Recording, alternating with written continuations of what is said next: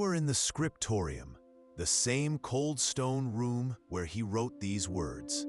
But you are also in your own time, holding a truth so sharp it threatens to slice the world in two. The diary is not a historical artifact. It is an instruction manual for how to build a prison for the human mind. And 99% of people living today have no idea they are still inside it. Thomas's words describe a systematic campaign, a strategy so brilliant and so diabolical that its echoes shape the news you read this morning. But you did not seek out this diary just to honor a dead man's memory. You came for a reason. In the Inquisitor's records, the very ones that condemned Thomas, you found a mention, a hint, a location. The church didn't destroy all the evidence of his heresy. They kept some of it. You now believe you know where they took the other lenses, the ones Anselm spoke of. And you know that retrieving them is no longer just a mission of preservation. Because they didn't follow the official doctrine, they listened to the quiet, practical wisdom of healers, of pagans, of witches, people who observed, who remembered, who weren't afraid of a truth that didn't come from a pulpit. The plague didn't just expose a deadly bacterium. It exposed the lethal incompetence of an institution that held the world in its thrall. The church's failure to stop the tide of death was the greatest threat to its power in 1,000 years. So they created a story, a massive, terrifying, and brilliant propaganda campaign. This wasn't their failure. It was your sin. It's not a soft dawn of understanding. It's a lightning strike that illuminates a terrifying landscape. You can hear the metallic taste of fear flood your own mouth, sharp and coppery. Every piece of the puzzle, once scattered and meaningless, now slams into place with a sickening final click. The orrery, Brother Anselm's beautiful, intricate model of the heavens. It wasn't the masterpiece. It was just the blueprint. It was a means to a much more dangerous end. You stumble back from the window, your hand flying to the wall to steady yourself. The goal is not justice. It is the public performance of power. What history buries is that the most effective torture was never about the flesh. Thomas, in his diary, details the true method. It was psychological. They used sleep deprivation, keeping Michael awake with questions until the walls of his own mind began to melt. They used disorientation, moving him from pitch-black cells to rooms of blinding light. And most cruelly, they used the strategic deployment of hope, a sip of water, a kind word, the promise of leniency if he would just confess. Confess to consorting with demons. The greatest lie ever told about the Middle Ages isn't about the filth or the plague. It's the story that knowledge was simply lost. It wasn't lost. It was taken. The air in the scriptorium is always cold, a damp chill that seeps from the stone and into your bones. But tonight, a different kind of cold clings to you. It's the memory of fire. You dip your quill, the scratching sound loud in the oppressive silence, and you write the truth in a book no one else will ever read. The thing Brother Thomas wrote on the final page of his diary is not a confession. It is a blueprint. And as you trace the faded ink with your finger, a cold realization washes over you. This isn't a story about the past. It's a warning, written across 800 years of silence, addressed directly to you. The scent of old leather and dust fills your nostrils, but it's the metallic taste of adrenaline that coats your tongue. You write to tell his ghost that he was part of a great hidden bonfire, one that has been tended for 1,000 years. His life, his work, his capture. It wasn't an end. It was a transfer of knowledge, paid for in blood. You pause, listening to the sounds of the monastery above, the distant drone of evening chants, the scrape of a cart in the courtyard. They are oblivious. They pray to a God in heaven while you guard the blueprints for a new world, right here beneath their feet. The River of Whispers, the secret network of correspondence Thomas and Alara built, now operates as a lifeline of survival. A chalk mark on a specific cobblestone, a folded piece of vellum left in the hollow of a dead tree. These are the sacraments of the survivors, a quiet rebellion of social distancing in a world flocking together for slaughter. New DNA analysis of mass graves, a science you couldn't even dream of, will one day prove this. It will show that death tolls were not uniform. Some communities, some isolated hamlets, had shockingly high survival rates. Why? The note in your hand isn't a confession of love. It's a death warrant, written in a hand shaking so badly the ink has feathered into the cheap parchment. You smooth it out on the cold stone of the windowsill, the night air raising gooseflesh on your arms. Ilara's words are not a lover's whisper. They are a scream. They do not want the diagram. They want the lens. The air leaves your lungs in a ragged gasp. A sudden, violent clarity cuts through the fog of confusion. And then, you hear it. A sudden, wet snap. It is not loud, but it is final. It is the sound of a small bone giving way. The air in your own cell changes. It grows thick, heavy, carrying a new scent up through the floorboards. It's the metallic tang of blood and terror. A smell so primal, it bypasses thought and speaks directly to your soul. They are not seeking truth down there. You realize this with a cold certainty that freezes the sweat on your skin. They are seeking a confession to a script they have already written. And as the scholar's eyes meet yours across the flickering candlelight, a cold dread washes over you that has nothing to do with the night air. The friars believe the book is somewhere in this region, and they are willing to burn the entire world to find it. It is a key, an instruction, a call to action passed down through the darkness, from his hand to yours, a single haunting command, left for a future he could only dream of. Veritas non sepulta est, sed dormit. The truth is not buried. It is sleeping. You feel the weight of it, sitting here in this hidden room. It's the same mission as the digital fugitives of a future you can't imagine. The ones who will one day copy forbidden data onto hidden servers, creating archives to survive the deletions of tyrants and corporations. You are a librarian in a burning world. Every copied manuscript, every smuggled artifact, every whispered secret is a seed planted in a winter you pray will not be eternal. Thomas thought he was a solitary candle flame. You are alive because you are listening to a woman who was condemned for listening to the world. Your fingernails are clean. Every morning and every night, you wash your hands with harsh lye soap and water you've boiled, just as the diary commands.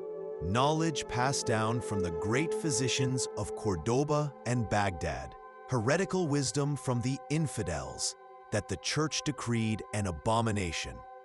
While your neighbors share a communal cup and kiss holy relics, you practice the sacred act of staying away. Her last act of rebellion. A low, patient murmur follows the voice of the Inquisitor.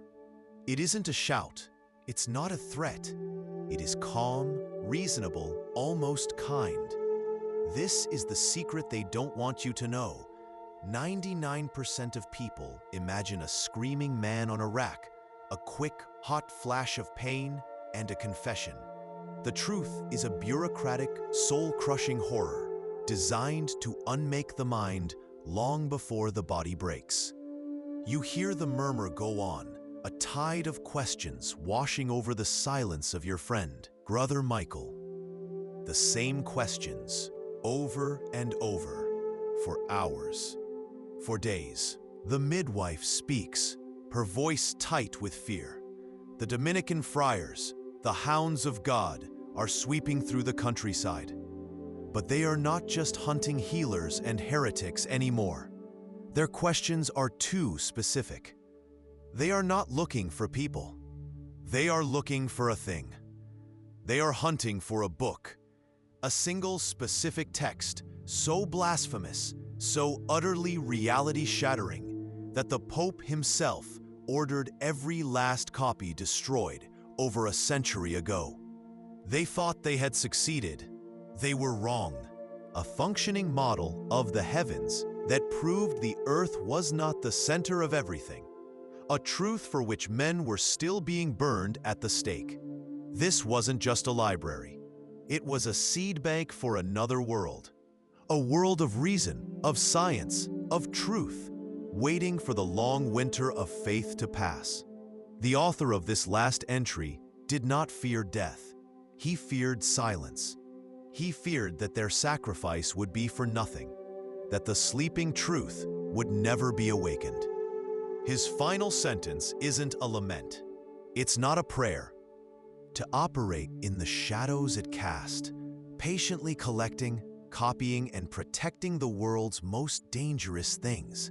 Not gold or jewels, but Euclid's geometries, Ibn Sina's medical canons, the atomic theories of Lucretius, and the dangerous, beautiful notion that the stars are other suns.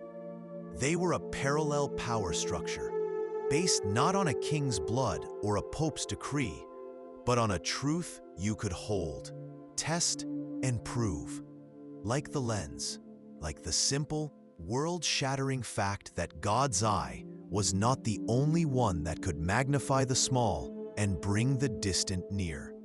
The village priest would have you put leeches on the black boils to bleed out the bad humors.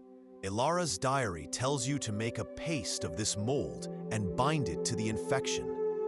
It's a secret that feels like madness, but you saw it work once on a shepherd's boy, his legs saved from the gangrenous bite of a dog. This is the truth 99% of people will never learn. A truth that modern science would one day rediscover and call penicillin. They are dying outside because they are listening to God, the heliocentric orrery, proving the sun, not the earth, is the center of all things. A truth that would see you both condemned as heretics, your bodies turned to ash and your souls to damnation. But as you hold it to the flickering candlelight, your breath catches. Your world stops. There's something else. On the back of the diagram, in her small, precise script, are words meant only for you. Your hand begins to shake, not from the cold, but from the terror and the beauty of what you are about to read. Her final message. The whispers from the empty rooms are no longer in your head. For a week, you told yourself it was the wind, a draft, the madness that comes from stale bread and prayer in a cold stone box. But now you know, the whispers have a name. They are the sound of the new friars. They are inquisitors. From the room below your cell, you hear the slow, deliberate scrape of a wooden chair against stone. It's a sound that should be mundane, but here, it is the sound of a stage being set. Then, archaeologists began finding the anomalies. Ogam stones, carved with strange, non-standard inscriptions, discovered hundreds of miles from their origin. They are waypoints. They are servers. They are the physical proof of this secret communication line. This fear of a connected, knowledgeable populace isn't a relic of the past. It's a mirror to our own world. It is the same reason modern governments monitor encrypted channels and label those who seek privacy as threats. The powerful have always known that the most dangerous weapon is a mind that thinks for itself. But tonight, the whispers carry a new kind of terror. The diary's final inventory is what truly makes your blood run cold. It wasn't just scrolls and codices they saved. It was functioning artifacts. Proof that the Dark Ages were only dark because the lights were deliberately put out. He lists them: working astrolabes from Alexandria, precise enough to map stars the church claimed didn't exist. A full set of Roman surgical tools, capable of procedures that wouldn't be rediscovered for another 400 years. And then, the final item on the list, a single name that feels like a thunderclap: Anselm's Orrery. Rebuilt, a chain that passed through the hidden schools of Baghdad, the workshops of Cordoban artisans, and the monastic cells of heretics like Anselm. They were not trying to build an army. You press this truth into the page with the force of your conviction. An army can be defeated. An idea cannot. Their goal was never to overthrow the monolith of the church. Their conspiracy was for something far more ambitious: to outlive it. You do not pray. You listen to the silence between the screams. In your small, sealed room, you perform a different ritual, a heresy taught to you by the ghost in the ink. You take a loaf of stale bread, damp and blooming with a soft, greenish-blue fur. With the care of an alchemist, you scrape the mold into a clean bowl. This is the witchcraft Ilara learned from a traveling scholar, a man who spoke of the subtle arts from the sun-scorched lands of the south. It gives way with a soft, metallic click that sounds like a key turning in a lock you never knew existed. The air inside, trapped for who knows how long, escapes. A faint, ghostly scent of dried lavender and old secrets. Inside, there is no miniature portrait. There is only a tiny, tightly folded piece of parchment, yellowed and fragile as a moth's wing. Your fingers, clumsy with fear and reverence, begin to unfold it. The scrape of your own fingernail against the brittle paper is the only sound in the universe. It's the diagram, the missing piece. And now, you can feel the ghost of it in your tunic, a small, folded piece of vellum that is either the key to a new world or the warrant for your own excruciating death. Forbidden knowledge is coded into the very fabric of life. A new verse in a folk song might carry a warning about a coming inquisitor, while the pattern stitched into a woman's shawl could contain a recipe for a poultice that actually works. They share everything from effective crop rotation techniques to the true movements of the stars, knowledge the church wants to keep for itself. The control of information is the control of reality. An informed populace is an uncontrollable one. For centuries, historians dismissed it. What knowledge is so potent it must be locked away from the world it belongs to? The modern mind immediately jumps to conspiracy. Secret data centers run by governments, hidden research labs where breakthrough technology is kept secret for decades. But this isn't a modern invention. The keepers of the Bibliotheca Occulta practiced this art of hiding in plain sight to perfection. They knew, as the diary states, that the best place to hide a secret is inside an even bigger secret. And there is no bigger secret than what lies beneath St. Peter's Basilica. What they don't know, what the Church has spent centuries trying to burn from memory, is the truth of the River of Whispers. It wasn't just a chain of desperate messengers. It was an order, a secret, unbroken lineage of knowledge keepers. You dip your quill, and the quiet scratch on the vellum is the only sound. You are adding your link to the chain, a chain that began not in the muddy fields of England, but in the ashes of Alexandria's great library, with scholars smuggling scrolls from the flames. You hear them through the thick oak of your bolted door, the frantic ringing of church bells that no longer offer comfort, only a countdown. You hear the chants of the flagellants, their whips making a sound like wet laundry slapped against stone, a desperate, rhythmic penance for a sin they cannot name. They believe the air itself, the miasma, is a demon sent to punish them. They burn incense and herbs, their sweet, acrid smoke a constant funeral pyre for hope.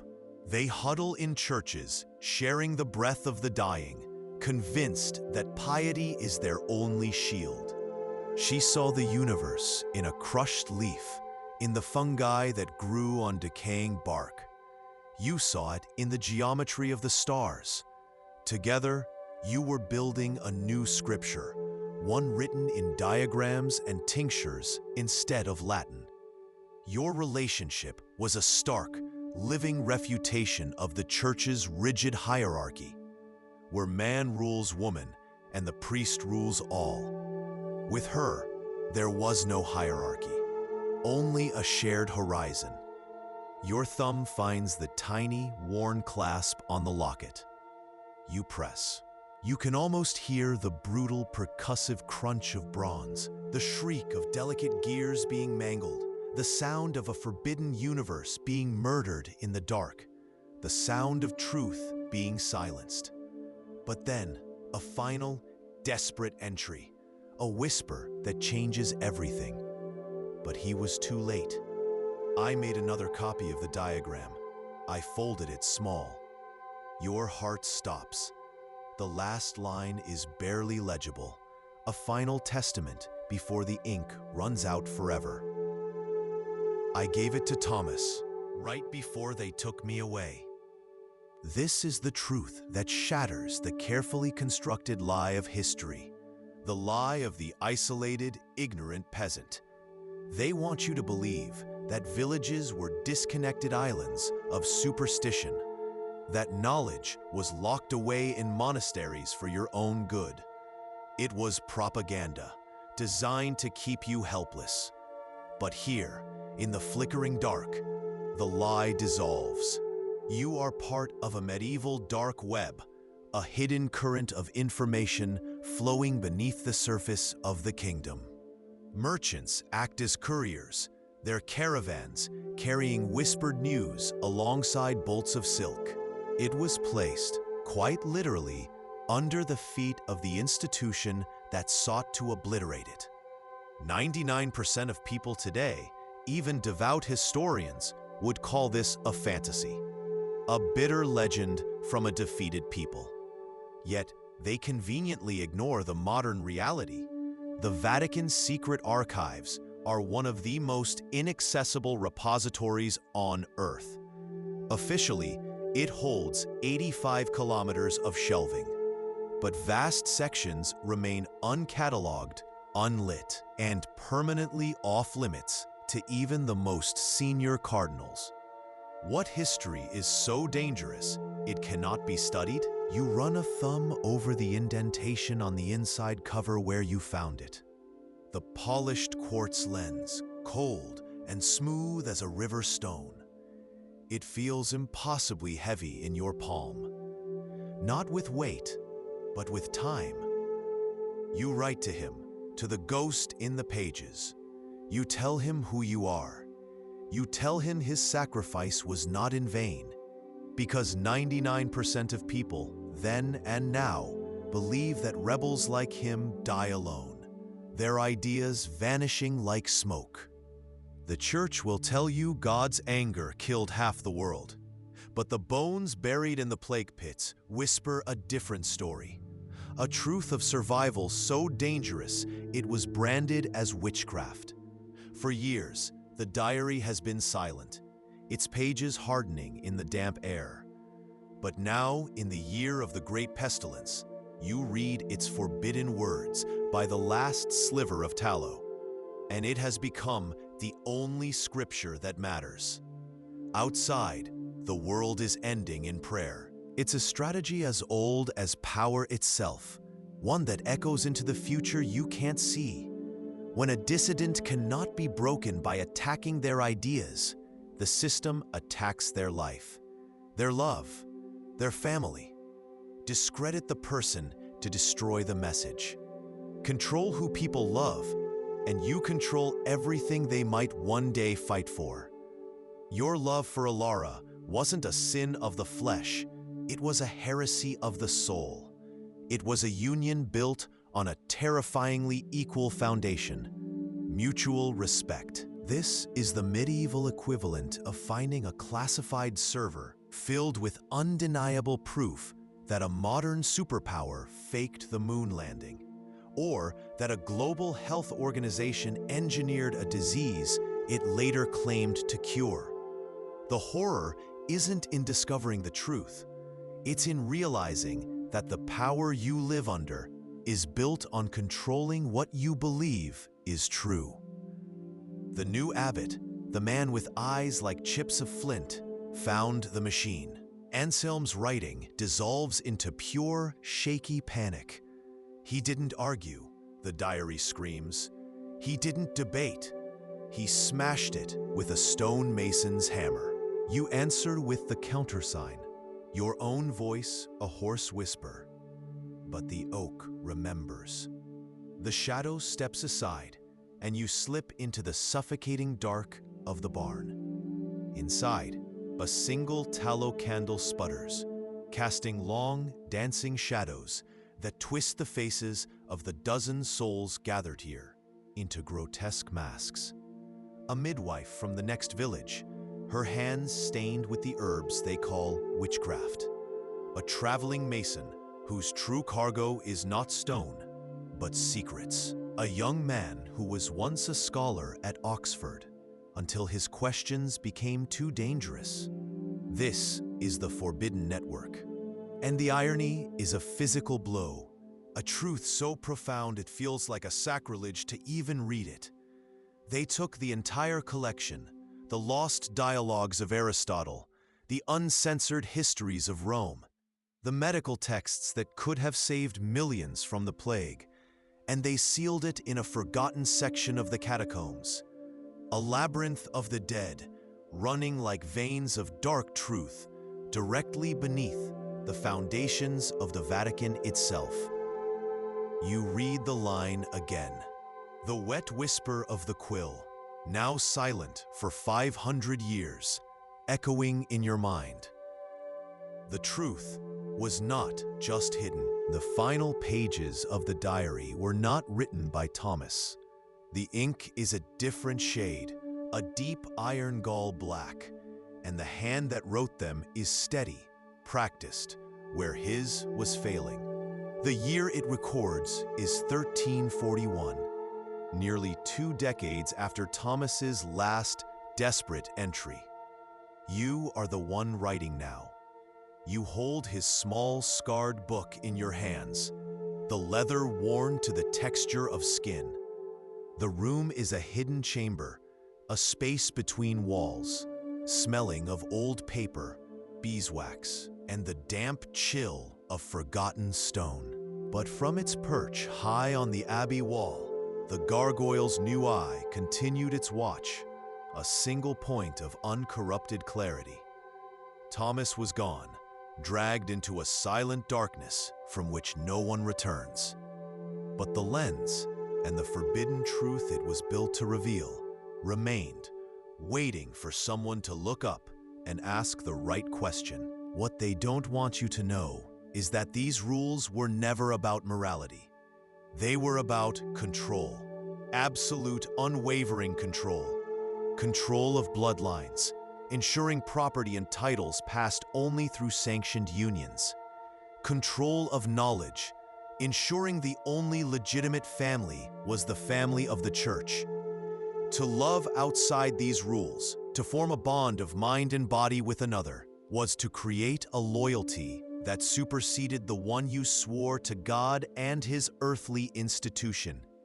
It was the ultimate act of rebellion. Anselm's diary suggests a darker truth. It wasn't lost, it was hunted. It was actively dismantled. The proof is a ghost artifact, a real device pulled from a 2,000-year-old shipwreck called the Antikythera mechanism, an ancient, impossibly complex astronomical computer that proves this level of knowledge existed long before Christ. It was suppressed. To build such a thing in the 12th century wasn't just innovation, it was an act of historical resurrection, a crime against the engineered ignorance of an entire continent. A shape detaches itself from the deeper shadows of the doorway. You halt, your hand instinctively going to the small, dull knife at your belt. A pathetic defense, but a comfort nonetheless. A low voice cuts the silence, not with a question, but with a statement. The rowan tree sees all. Your breath catches. It's the code. A line from a pagan song, a relic from a past the church has spent centuries trying to burn away. You let out the breath you were holding, the relief so profound it makes you dizzy. The diary of Brother Thomas is a ghost. It is a whisper from a past they tried to bury, a final, desperate warning. The most dangerous chains are not forged from iron. They are forged from the stories you are told to believe are your own. They didn't just lie about the past to control the present. They are lying about the present to control the future. They lied about the world of Brother Thomas. What truth are they burying for you right now? For centuries, as inquisitors burned their way across Europe, the society had moved their collection of purged texts, of forbidden science, of heretical thought. They were always one step ahead of the flames. But as the so-called Renaissance dawned, a new age of supposed enlightenment that was, for them, the most dangerous time of all, they realized running was no longer enough. They needed a tomb, a sanctuary so obvious it was invisible. Here in this last entry, the location is laid bare. It's about realizing the house of God is built on a foundation of theft. You look from your calloused hands to the distant spire of the abbey, and for the first time, you don't see salvation. You see a vault that needs to be broken open. The cathedral is a hard drive of secrets, and you have just uploaded the most dangerous file. It's the very same tactic a modern whistleblower uses, embedding one incriminating document in a terabyte of public data, knowing only those with the key will ever find it. The truth is hidden in a sea of noise. The diary simply says they dragged Thomas away at dawn. A splintered door, a single cry, swallowed by the morning mist. He never wrote another word. He was erased. The woman who gave you the moldy bread, you can almost feel the phantom weight of her hand in yours, her knuckles calloused, her fingernails permanently underlined with the rich, dark soil that holds more truth than any of your sacred texts. She was not just your collaborator in the river of whispers. She was its heart. The bread was never a mistake. It was a signal, a question, a promise. 99% of people believe the church's laws on chastity and celibacy were about piety and spiritual purity. If the earth moves, the foundation cracks. If the foundation cracks, the entire cathedral of power, the very authority of the church to rule over kings and commoners alike, comes crashing down. It would mean their cosmic model isn't just wrong. It's a deliberate, calculated lie told for 1,000 years to keep the world in its place. What they don't want you to know is that this is not the fantasy of a mad monk. 99% of people are taught the Dark Ages were a period of technological amnesia, a time when knowledge was simply lost. It sounds like being caught. This is a fear 99% of people today can't comprehend. Not the fear of monsters in the dark, but of the men who carry God on their lips and iron in their hands. Your heart hammers against your ribs, a frantic drumbeat against the silence of the woods. You are heading for a rendezvous, a secret that, if uncovered, means a shorter life and a much more painful death. You reach the derelict barn, its frame slumped like a tired old man. The air hangs thick with the smell of wet rot and old ghosts. Now, open your eyes. Listen.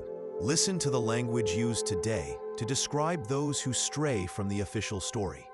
Misinformation, hate speech, conspiracy theorist. It is the cold, sterile language of the Inquisitor, the vocabulary of control. The tools have changed, but the goal is identical. They are not burning books in town squares. They are deplatforming accounts from the digital ether.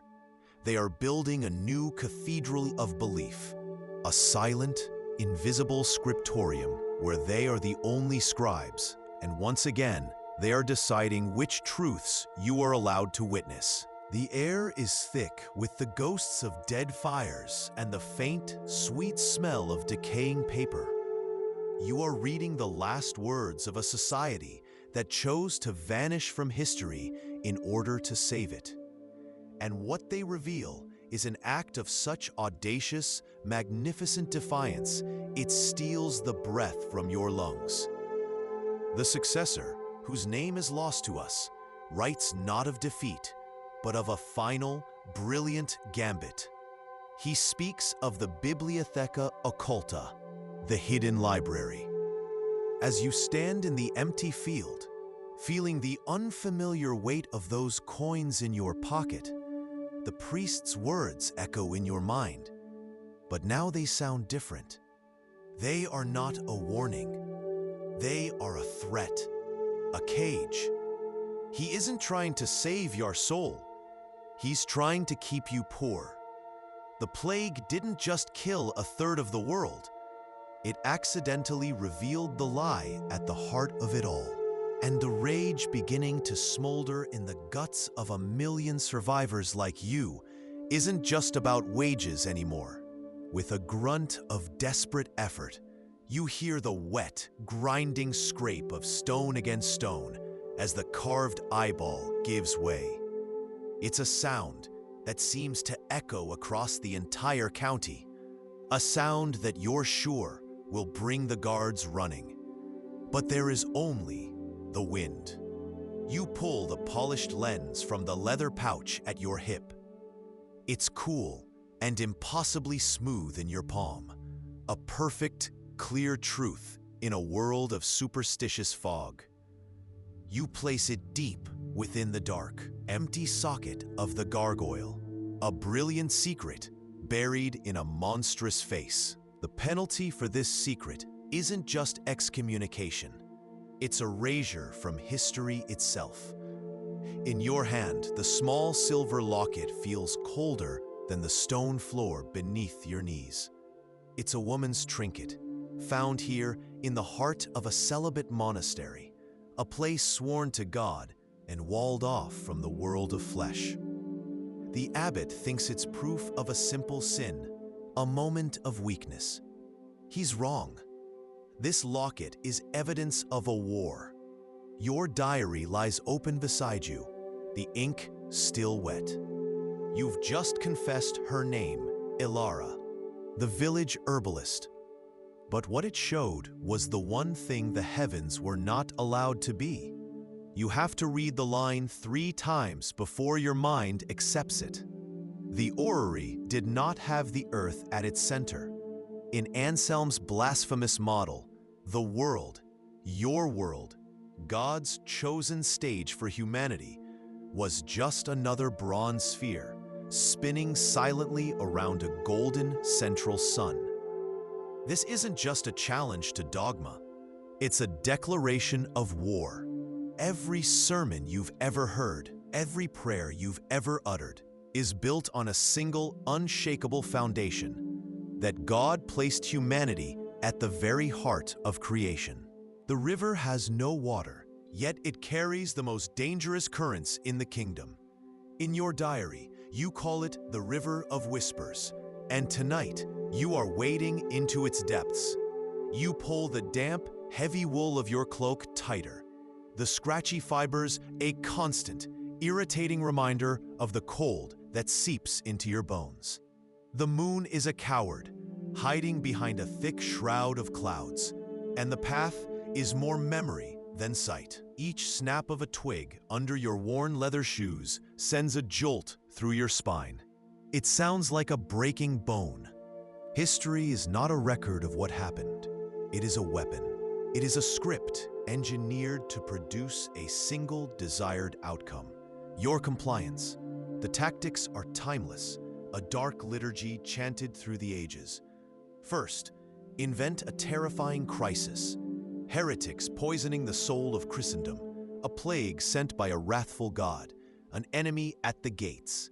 Second, provide a solution that only you, the powerful, can offer: an inquisition, a quarantine, a war. Third, viciously discredit all alternatives, branding them as foolish, evil, or insane. Finally, punish those who dare to seek the truth for themselves. The greatest secret in Christendom isn't kept in a gilded vault. It sleeps directly beneath the throne of the very man who hunted it for centuries. The vellum under your fingertips is brittle, thin as a dead leaf. The ink is faded, the Latin script a frantic crawl that betrays the writer's trembling hand. This is it, the final entry. The candle flame shivers, casting your shadow long and distorted against the cold stone. A silent witness, just as this room has been for generations of keepers. This is the secret that Thomas's diary was just beginning to uncover before the plague changed everything. The system isn't broken, it was built this way. It's the same gnawing truth we see today. When a corporation spends millions on ads proclaiming its love for the planet, while its lobbyists gut environmental protections in secret. It's the banker who forecloses on your home and then receives a multi-million-dollar bonus. It is the oldest lie of power. A rule for you and a different invisible rule for us. The game is rigged, and the referee is the one getting rich. The Masons who built them, a secretive brotherhood with a unique freedom to travel and a coded language of their own, embedded their descent directly into the stone. They carved pagan symbols next to saints, sculpted satirical caricatures of bishops, and built hidden chambers right beneath the altar. They were hiding data in plain sight. You jam the pry bar into the gargoyle's eye socket. The metallic taste of fear mixes with the salt of the rain on your lips. A woman's silver locket, its surface tarnished, but its delicate floral engravings still visible. It lies there, small and intensely personal, in the most impersonal place imaginable. It's a whisper of love, in a chamber dedicated to the violation of flesh. You reach out, your fingers trembling, and pick it up. It's cold, so cold, and feels impossibly heavy with a story you can't begin to fathom. Who was she? And why was the only thing left of her a symbol of a memory someone wanted to keep? He assembled it from a diagram, a schematic copied from a book so forbidden its very existence was a death sentence. And in the suffocating silence of the deep stone, you can almost hear what he describes. The soft, whisper-thin, metallic click, click, click of the gears turning. An ASMR trigger for heresy, a sound like a tiny, clockwork heart beating against the monolithic silence of the church. He called it an orrery, a strange word from a dead language, a hand-cranked model of the heavens. Then, on the third morning, the fever breaks. The child lives. The blackness in his leg has receded. The relief is a tidal wave, so powerful it almost brings you to your knees.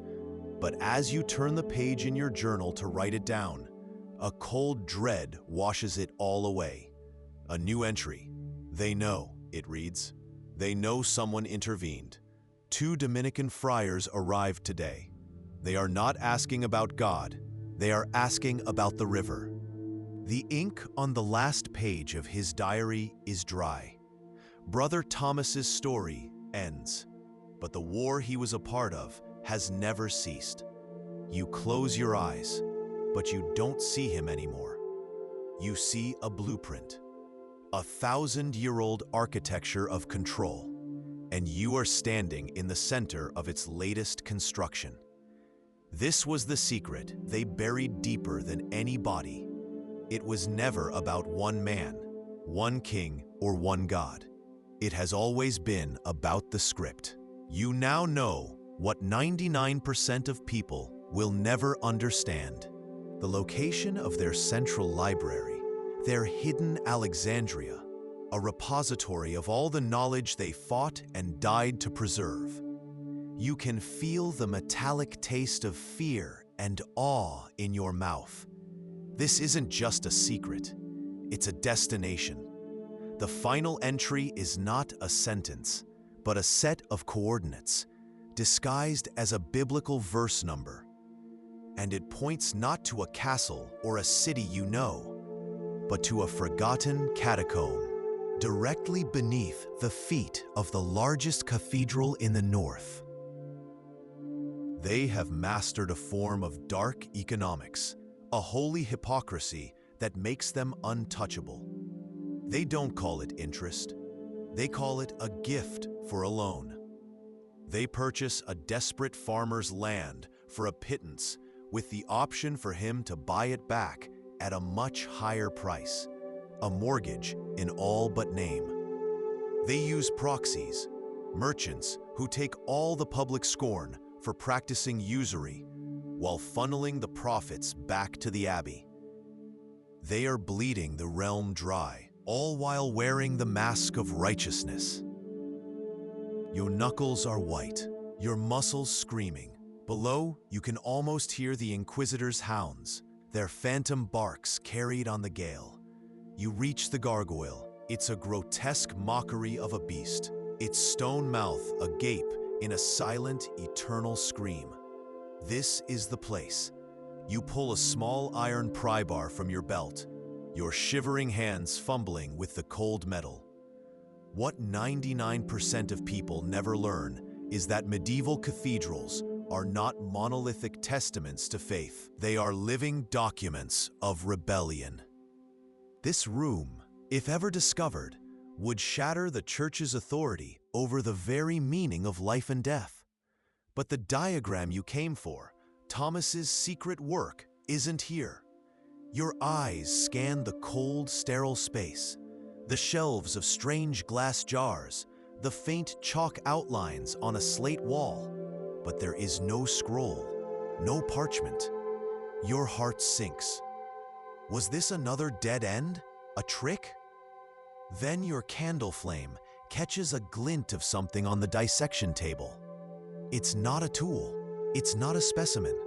Lying alone on the cold, stained slate is a single, impossible object. He writes not of prayer or scripture, but of a secret kept in the belly of the monastery, down in the subcrypt, where the air is colder than a grave and smells of wet earth and forgotten time. He writes of a machine, a device he built in stolen moments, under the light of a single, trembling tallow candle. Your skin crawls as his words paint the picture. A small, intricate web of bronze gears and interlocking plates, polished to a dull gleam that seemed to drink the darkness. They tell you about leeches and prayers, but they hide the suppressed texts that show a deep, frighteningly effective knowledge of herbalism. This is the core of the conspiracy. Knowledge is power. If a peasant woman with herbs and mold could cure what the church could not, their divine authority becomes a lie. They didn't just fear heresy, they feared becoming obsolete. It's the same reason a revolutionary, non-patentable cure today might be buried under reports calling it unproven by the very institutions that profit from the old way. You don't sleep for 2 nights. It was true then, and it is true now. You close the book, the ancient leather cool against your trembling fingers. The secret isn't that they created a lie 800 years ago. The secret is that the lie never ended. And as you lift your head from the final page, a chill that has nothing to do with the cold stone floor creeps up your spine. You have a terrible feeling you are not alone in the room. They know you've been reading. The holy book in your hands is not a single document. It is a battlefield, a layered history of a war for the soul of humanity, where one truth was violently erased to make way for another. Your breath catches in your throat. You turn to the very last page of the diary. The ink is different here. Rushed, desperate. The author has found it. After decoding a sequence of seemingly random decorative flourishes across 3 different Bibles from 3 different monasteries, he has unlocked their greatest secret. It's not another formula or a diagram. It's a map. And they do not hear the sound that defines the real economy of your world. It is not the clang of a blacksmith's hammer or the lowing of cattle. It is the soft, dry scrape of a quill on vellum, the ASMR of pure sanctified hypocrisy. This monk isn't copying the Gospels. He's balancing an account book. And what's written here would shatter your world. The church, the very institution preaching that lending money for interest is a sin that will rot your soul, is the biggest moneylender in the kingdom. What they don't want you to know is that the holiest places were built to hide the greatest sins. You are clinging to the side of the abbey, 50 feet above the sleeping mud-caked streets. The rain doesn't fall. It attacks. A cold, relentless assault that soaks your robes and turns the stone beneath your fingers into slick, unforgiving ice. The wind screams in your ears, a chorus of accusing demons trying to peel you from the wall. You are Thomas, and you are being hunted. Your breath is a ragged prayer in your throat. It was to prove that the human form, this supposedly mystical vessel for the soul, was a machine of gristle, blood, and bone. It demystified the miracle of life, placing the power to understand it not in the hands of God, but in the hands of men. This isn't just a hidden study. It's the historical equivalent of a modern whistleblower revealing a clandestine government program. The institution denies it to the world, damning it from the pulpit, while secretly pursuing the forbidden knowledge for its own power, its own advantage. The ink on the last page of Anselm's diary is different. It's no longer the steady, scholarly hand of a man documenting God's work, but the frantic scratching of a cornered animal. The script is a storm of smudged terror. And as you trace the words with a trembling finger, you feel his fear leaching from the vellum and into your own bones. I'm sorry, I can't assist with that request. Historians sanitize this. The greatest secret Brother Thomas reveals is not that they lied, but why they lied. He writes it on the very last line, the ink smudged as if by a trembling hand. You lean closer. the candlelight flickering across the vellum, and the words seem to burn themselves into your mind. They do not fear our sin, he writes. They fear our resilience. They fear our brilliance. They fear what we would become if we knew we did not need them. An informed, healthy, and interconnected public is the one thing that all systems of absolute power fear. The information was protected by the one thing more powerful than any lock: your enemy's pride. The new author of the diary understood this. He writes of the recent breakthroughs, of holding ancient prayer books under special lights that reveal what was written underneath. Palimpsests, pages scraped clean and reused, but the ghosts of the old words remain. He describes seeing astronomical charts of star movements that defy church doctrine, shimmering beneath a prayer for the sick. He saw anatomical drawings of the human heart, terrifyingly accurate, lurking beneath the story of a saint. Do not let this tragedy turn your soul to avarice. You feel a prickle of shame, of fear. Is this new hope a devil's bargain? But 99% of people, then and now, never see what happens after the sermon. They don't see the priest meet with the abbot's man in the evening twilight. They don't follow that man back to the towering monastery, a place you believe is dedicated only to prayer and piety. They don't get to go inside, past the chanting and the incense, into a small, locked room. The final sentence is barely legible, a ghost of a sentence scratched into the vellum with a dying man's last ounce of strength. A clue that is both a prayer and a map. The truth is not in the sky. It is in the eye of the gargoyle that watches the sun rise. 99% of people believe the church halted all scientific progress, that to even look inside a human body was an excommunicable sin. And they are right, publicly. But what new archaeological evidence from a forgotten monastery in Cambridgeshire proves is that while they preached the sanctity of the flesh, monks were secretly violating it for centuries, driven by a thirst for knowledge that outweighed their fear of God. To cut into a corpse was to commit the ultimate blasphemy. They are about the man who taught you how to burn them. Brother Anselm didn't die of old age, whispering prayers in his sleep. Your hand stills, the ink bleeding slightly into the page as the memory returns with the force of a physical blow. You write the words he whispered to you days before he disappeared. He knew too much about the stars, you scratch into the parchment, and he tried to build what he saw. Your destination is the cellar of the old baker, abandoned after the last famine. The air down there is thick with the smell of earth and decay. Your fingers, trembling, find what you're looking for. A loaf of rye bread, green and gray, with a specific, velvet-like mold. 99% of people today are taught that medieval life was filth and ignorance.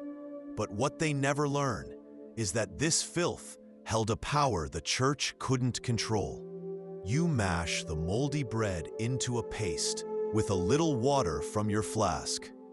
The knowledge of technologies that could connect and empower everyone was all there. It was a fire waiting to be lit. But they didn't want a fire. They wanted a long, cold, controllable darkness.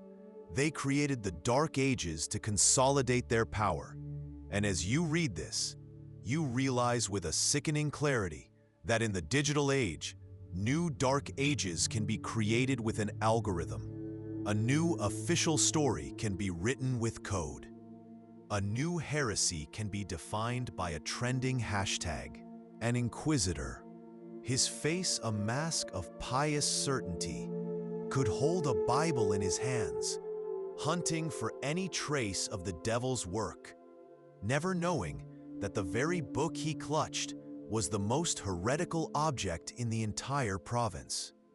The knowledge was safe because the guardians of the official story were too arrogant, too utterly convinced of their own righteousness to ever search for filth on their own sacred ground. It's the medieval equivalent of steganography, hiding a revolutionary blueprint inside an image of an angel. You can feel the tectonic plates of the world shifting beneath your feet. For the first time, you have leverage. Then comes Sunday. The priest stands at the pulpit, his voice echoing in the half-empty stone church. He speaks of the sin of greed. He speaks of the evils of usury, the charging of interest on a loan. It is a mortal sin, he thunders, to profit from another's need. It is a path to damnation. He looks out at the survivors, at the new coins in your pockets, and his eyes are filled with warning. God is watching. A tear drips from your own eye and splashes onto the page, smearing the ancient ink. Thomas's last act wasn't one of surrender. It was one of defiance, a final, desperate breadcrumb for someone like you to find. I have hidden the main lens, the largest one, the most perfect. Without it, the device is useless. They can burn my body and my books, but they will not have this. You hold your breath, your heart hammering against your ribs. Where would he hide something so precious, so dangerous? You slide inside the opening, into a darkness deeper than the crypt you just left. Holding the candle aloft, you see that this isn't a simple cache for a forbidden text. It's a room, a secret chamber carved from the bedrock, its existence a heresy made manifest in stone and shadow. This was their anatomical theater. In the center stands a long slate table, stained with things you refuse to name. On a smaller tray beside it, instruments of bronze and steel glint in the candlelight, saws, scalpels, and hooks, all polished to a terrifying gleam. It feels chillingly familiar. It's the same quiet purge that happens now in a world of light and wires. The de-indexing of inconvenient truths by an algorithm, the shadow banning of dissenting views, the memory holing of facts that challenge the official story. The scriptorium is now digital, but the fire is the same. You dip the quill one last time. The entry must be finished. Your candle gutters, casting your shadow long and distorted against the stone. Like a man being stretched on the rack, the final lines you write tonight are not about the books. But as you stand in the doorway, smelling the sweet, sick rot of dying flesh, you know faith isn't what this child needs. He needs a secret. The first secret you will ever write down. What they don't want you to know is that while they were selling salvation, the common folk were practicing medicine. Real medicine. And so you sneak out. The midnight air is a cold shock, a slap of damp reality against your face. You move through the village like a ghost. Every snapping twig, a thunderclap in the suffocating silence. Because if a simple craftsman could reveal the true nature of disease, it would shatter the church's monopoly on healing and prayer. It would give power to the many, not the few. This is the great lie they built, that you are small, that you are helpless, that you need their authority to survive, that progress is slow and must be carefully managed by them. The truth, Thomas writes, is that humanity has always been on the verge of brilliance. The knowledge of a sun-centered system existed. The knowledge of advanced medicine existed. Within the intricate scrollwork bordering a psalm, he uses a cipher based on musical notation to hide the chemical formula for a more potent form of black powder. 99% of people today believe that the famous errors of medieval scribes were just that, mistakes born of fatigue and poor light. What they don't want you to know is that many of these errors were deliberate, brilliant acts of intellectual rebellion. It was the ultimate strategy of hiding in plain sight. It's the jingle of a few extra coins in the pouch tied to your belt. It's the creak of new leather on your feet, shoes you could never have dreamed of affording a year ago. You survived. And for the first time in your life, your survival has made you valuable. The Lord of the Manor, whose fields stretch to the horizon, now needs you. He needs your hands, your back, your simple, breathtaking ability to still be drawing breath. He offers you more pay, a larger strip of land, a freedom your father would have called a fantasy. The power isn't in having the data, it's in being the sole interpreter of that data. They don't fear the truth, they fear you discovering it for yourself. Your eyes fall back to the last few pages of Thomas's hidden journal, his final desperate entries. Your hands tremble as you read the frantic scrawl, the words of a man who knows his time has run out. The Inquisitors are at my door. I hear their boots on the cobbles. They know about the lens. Then, a low grating sound that seems to echo through the very foundations of the holy building. The sound of a secret giving way. You pry the stone loose, your breath catching in your throat. The smell hits you first. It's not the familiar scent of damp earth and trapped history. It's sharp, acrid, and wrong. A chemical bite that stings the back of your nose, poorly masked by the cloying sweetness of incense they must burn down here to hide it. It is the smell of formaldehyde. The smell of preserved decay. Because a world that runs on natural laws doesn't need a divine puppet master. It makes God a watchmaker who wound the universe and let it run. It takes the power of life and death out of the hands of priests and puts it into the hands of doctors and engineers. It was a truth they could not and would not allow. Historians will tell you that only 3% of classical literature survived. They present it as a tragedy of time. You know, it was a strategy of curation, the largest, most successful book burning in human history. The Church promises a miracle, but you know the truth. Miracles are for saints. For the rest of you, there is only the wet, rasping sound of a child's last breaths. He is not yet 7. A gash in his leg from a rusted scythe has turned black, the veins a spiderweb of poison crawling toward his heart. The abbot came, swung his incense, and prescribed prayer, penance. He said the fever was a demon, to be cast out by faith alone. The diary speaks of a glassblower in a nearby village who had figured out how to grind lenses. Not to see far away, but to see the impossibly small. He had seen tiny swimming creatures in a drop of pond water.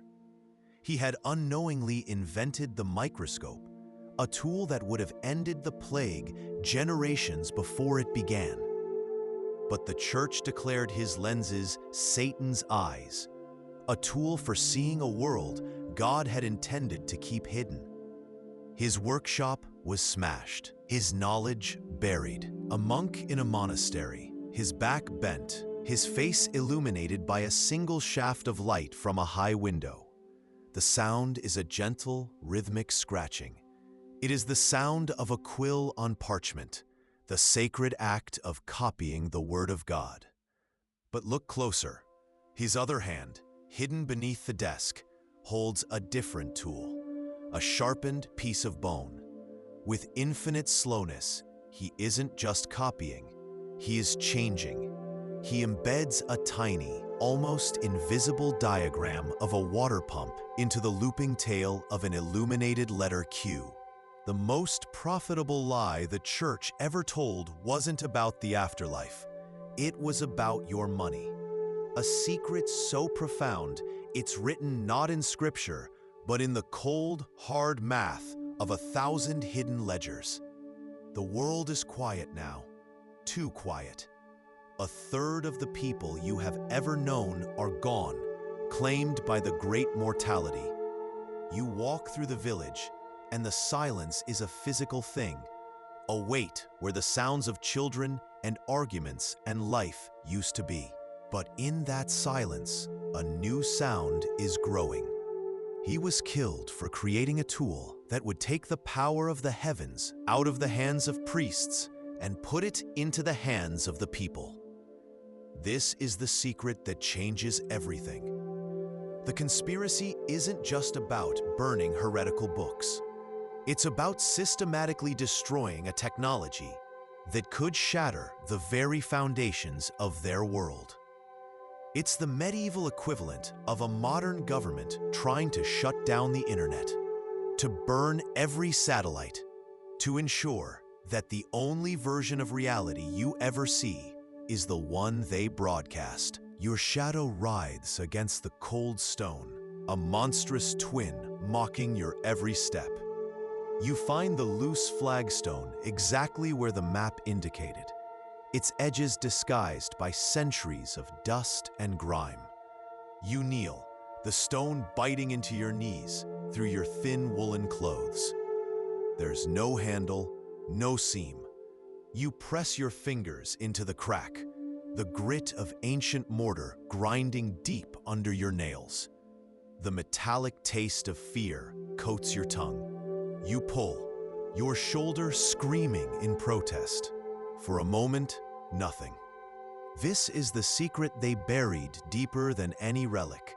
The official list of forbidden books was a lie. The real purge wasn't just of heresy. It was of anything that threatened the architecture of control.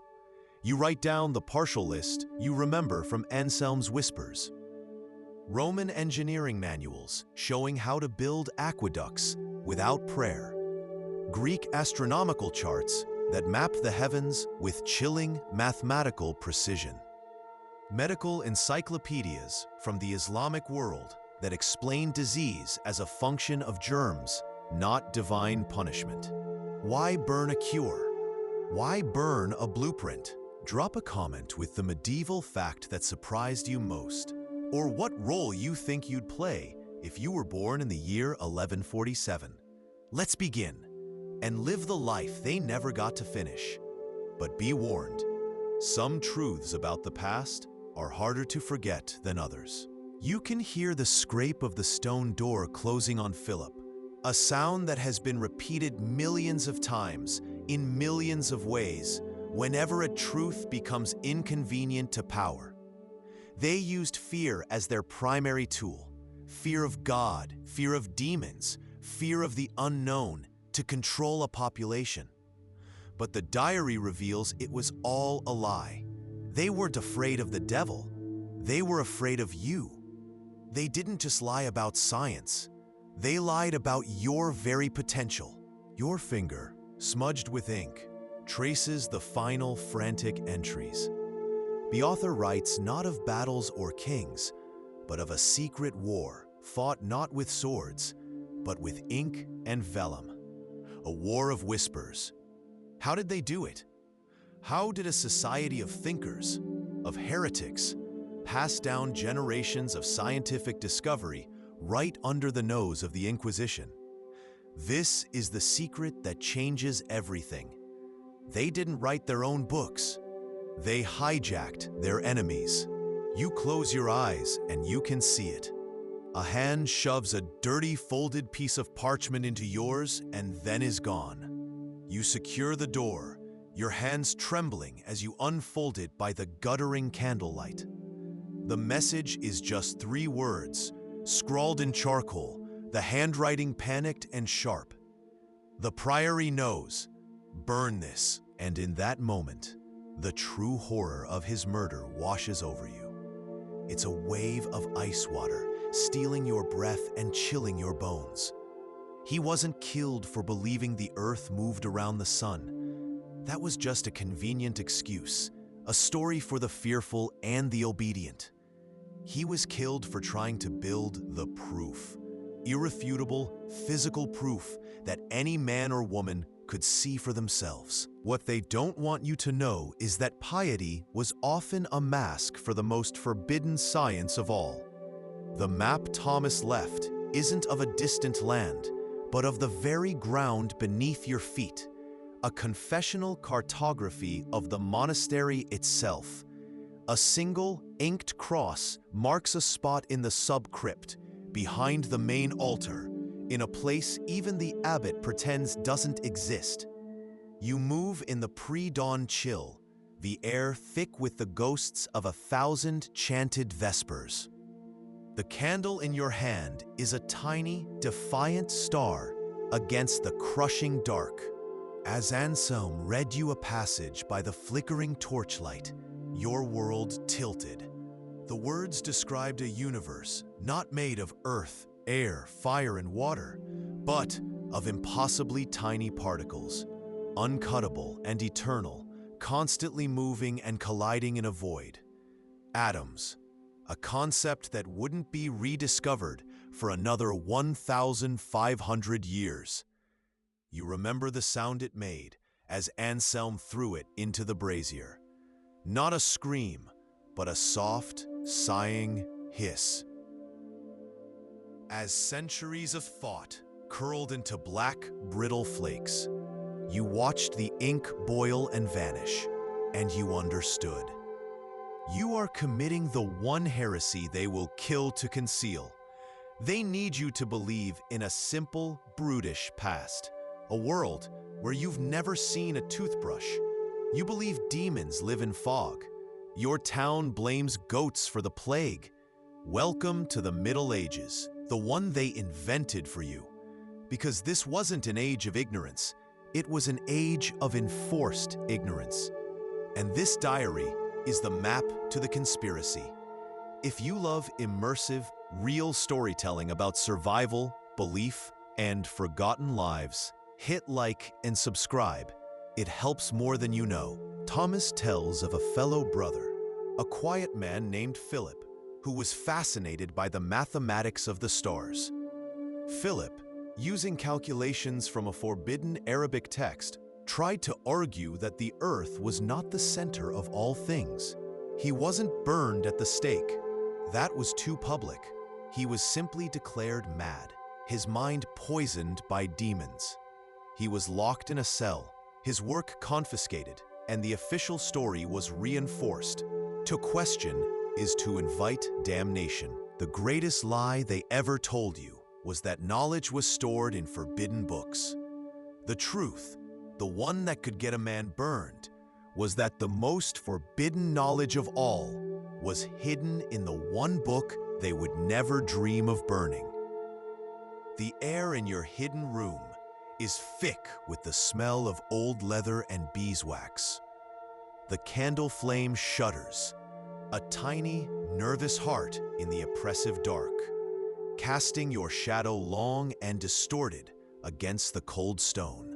You lean closer to the diary, its pages brittle as autumn leaves. There's a wet, soft thump as another body is added to the pile.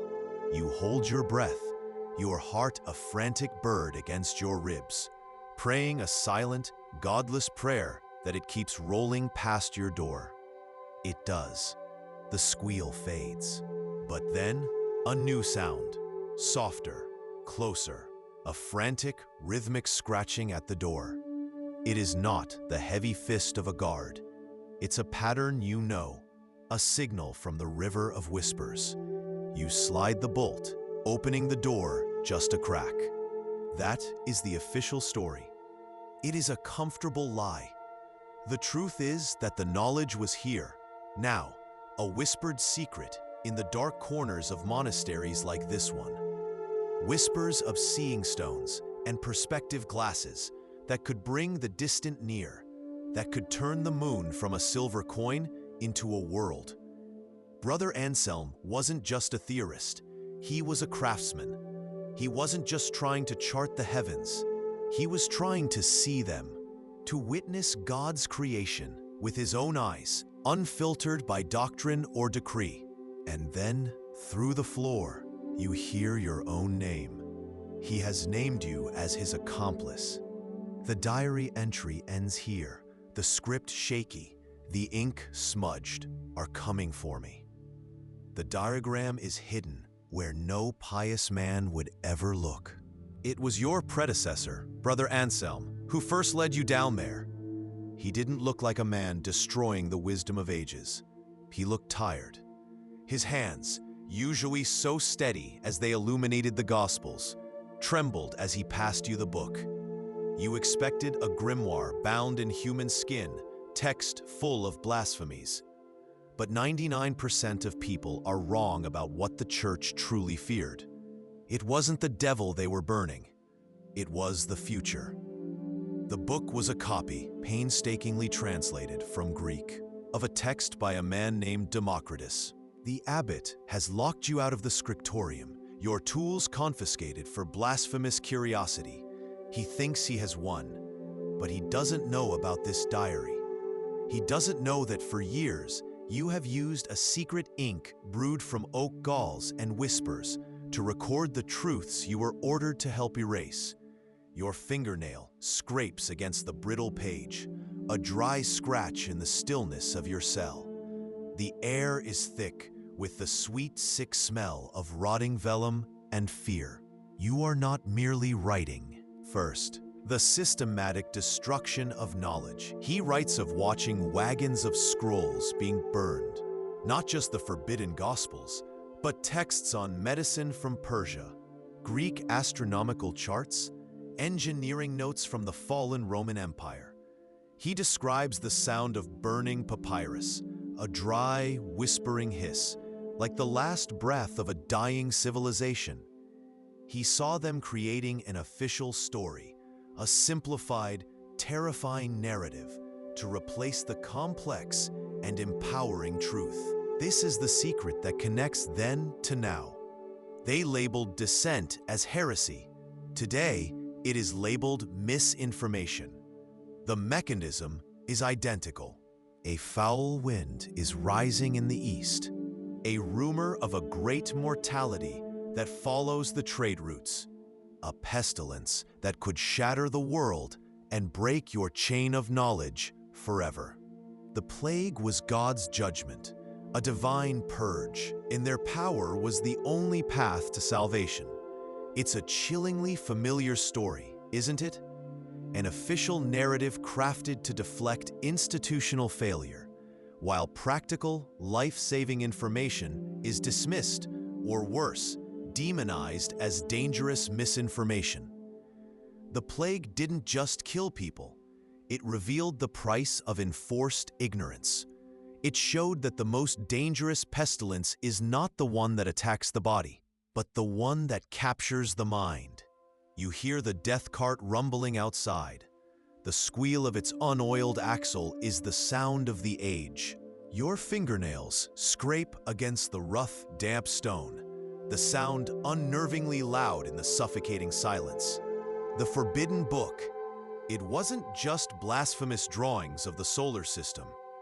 You realize with a cold dread that the true heresy wasn't in the diagrams of planets, but in the forgotten pages, the ones filled with strange angles and measurements. Instructions. Instructions for grinding quartz and crystal into specific, impossible curves. Instructions for building a perspective tube, a telescope. 99% of people believe the telescope was invented in the 17th century, a triumph of the Renaissance and the Age of Reason. Confess to reading forbidden texts. Confess to crimes he could not even comprehend. It's a tactic that has never changed.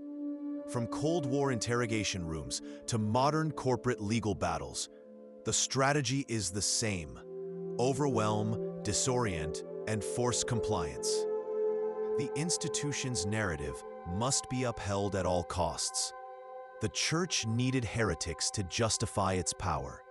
just as modern systems need enemies to justify surveillance and control. A new sound floats up from below, a broken, sobbing whisper. It's Michael's voice. He is confessing. You hear him confess to anything they want. They call this place a library, a bastion of knowledge against the darkness. You know it is also a tomb, a crematorium. Beneath the very floor where you now sit, under a heavy flagstone disguised as a saint's effigy, lies a secret chamber. The air down there is different. It's thick, permanently seasoned with the ghosts of burnt things, the acrid tang of incinerated parchment, and the bitter, chemical smell of boiled ink. You can almost taste the ash on your tongue, a phantom grit from a night you can never forget. The Dark Ages are a lie. Not a misunderstanding, but a deliberate 1,000-year-old deception. 99% of people accept the official story, a comforting tale of progress where we stand at the enlightened peak of history. But what they don't want you to know is that the darkness wasn't an accident. It was an assassination. The victim wasn't a person. It was knowledge itself. You are Brother Thomas. The year is 1147. Cold seeps from the stone floor, leaching warmth from your very bones. But it is not the chill you fear. It is the silence.